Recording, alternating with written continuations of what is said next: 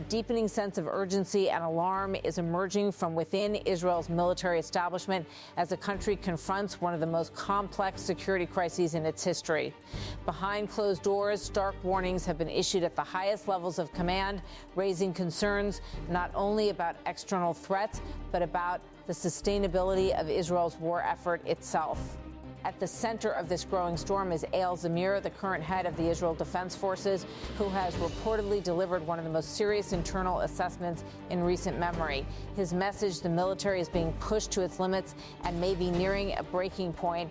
During a high-level security cabinet meeting in late March, Zamir reportedly laid out a sweeping and troubling picture of the situation facing Israel's armed forces. The scope of threats, according to sources, spans multiple fronts, many of them too sensitive to disclose publicly. What has emerged, however, is a blunt conclusion that has reverberated across Israel's political and security circles. The IDF is on the verge of collapse. Eyal Zamir. This warning underscores the mounting strain on a military simultaneously engaged in operations across several theaters, including Gaza, Lebanon, and broader regional tensions involving Iran. Israel's current military posture reflects a rapidly expanding conflict environment with intensified fighting against Hezbollah and escalating confrontation involving Iran. In this context, the IDF is being tasked with maintaining operational readiness across multiple borders, Gaza, Lebanon, Syria, and the West Bank. Even in peacetime, such a requirement stretches manpower. In wartime, the pressure becomes exponentially greater. According to reports, Zamir warned that the military is being deployed into this complex environment without sufficient resources or personnel. The government is sending the army into a multi-front war without a strategy, without the necessary means, and with far too few soldiers. Eyal Zamir. One of the most pressing issues highlighted in recent discussions is the condition of Israel's reserve forces. These reservists, long considered a backbone of the military, have been repeatedly mobilized over the course of ongoing conflicts. Reports indicate that many have already served multiple tours, with some reaching their 6th or 7th deployments in a short span of time. The cumulative toll is becoming increasingly difficult to ignore. Fatigue, burnout, and declining readiness are now major concerns. Military planners warn that continued reliance on overextended reservists could undermine operational effectiveness at a critical moment. The situation reflects a broader structural challenge, maintaining a prolonged war effort without sufficient active duty personnel to share the burden. At the heart of the issue lies a growing shortage of soldiers.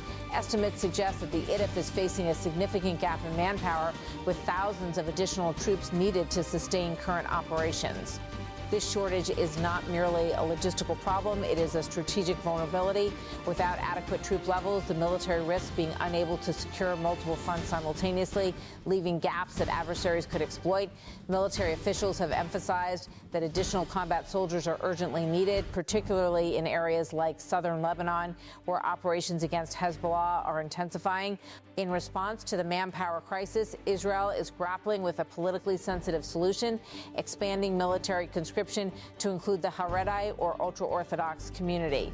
For decades, many Haredi men were exempt from mandatory military service, a policy rooted in historical agreements dating back to the founding of Israel in 1948. However, recent legal and political developments have challenged this long-standing arrangement. A ruling by Israel's Supreme Court has called for broader inclusion of ultra-Orthodox men in compulsory service, aligning their obligations with those of the wider population. The proposal has sparked intense debate and protests.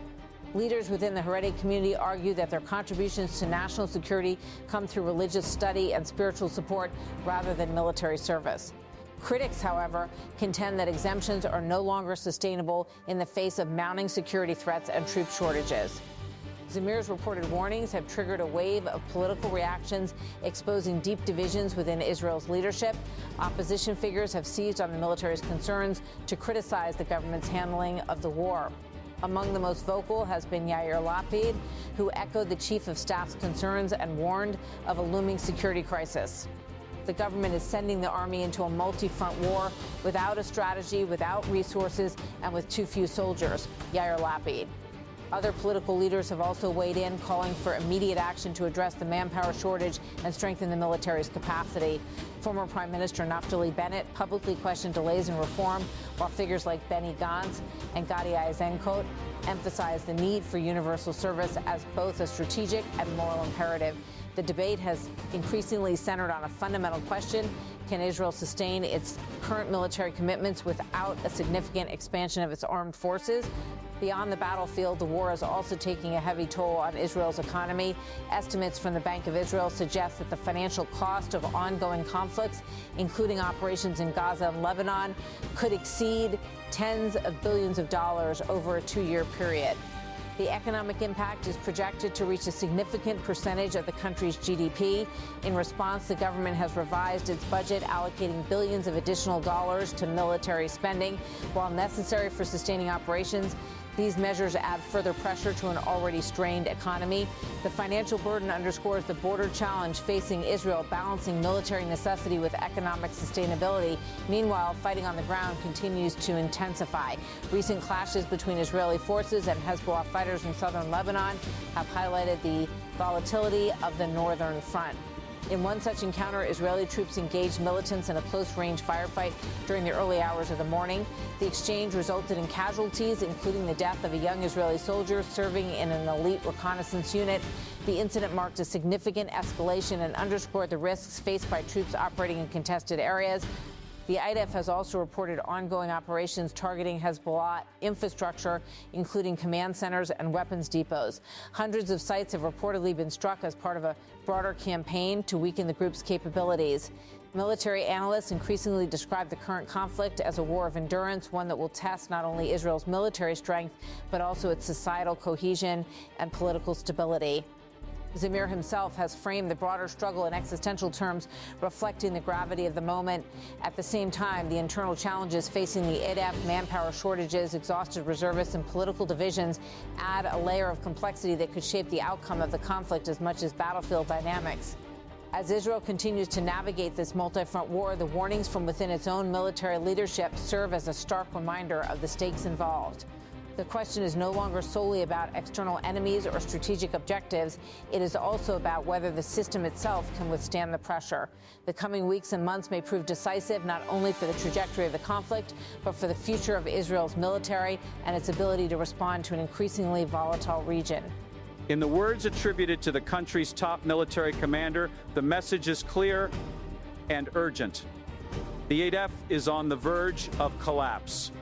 Eyal Zamir.